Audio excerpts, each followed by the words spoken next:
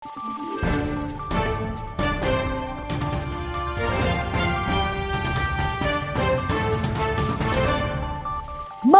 araw, Pilipinas! Ito ang Valiente News hatid sa inyo ng Office of the Vice President. Patuloy ang pag-arangkada ng Magnegosyo Today program sa Bacolod City.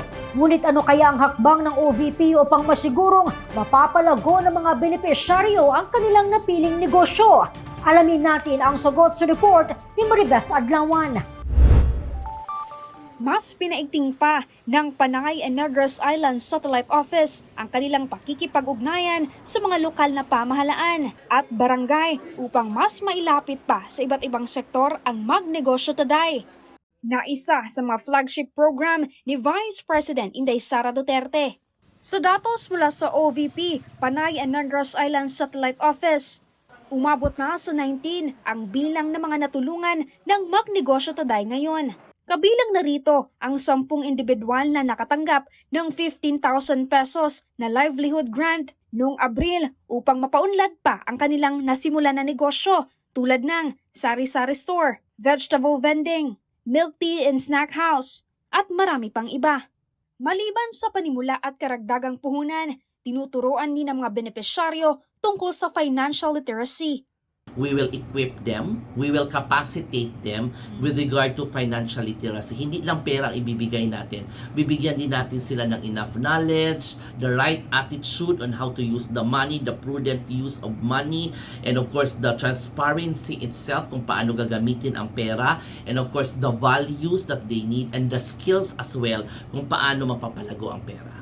Prioridad ng programa na mabigyan ng oportunidad ang mga Pilipinong naghihirap. Sektor ng kababaihan, kabataan, senior citizens, mga magsasaka, mangingisda at maging mga miyembro ng LGBT community.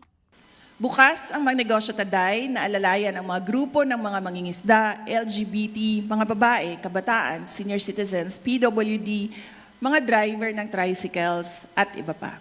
Ngunit katulad ng nasabi ko, binuksan natin ang programang ito sa mga individual na handang bumangon, tulungan ang kanilang sarili at maging produktibong Pilipino.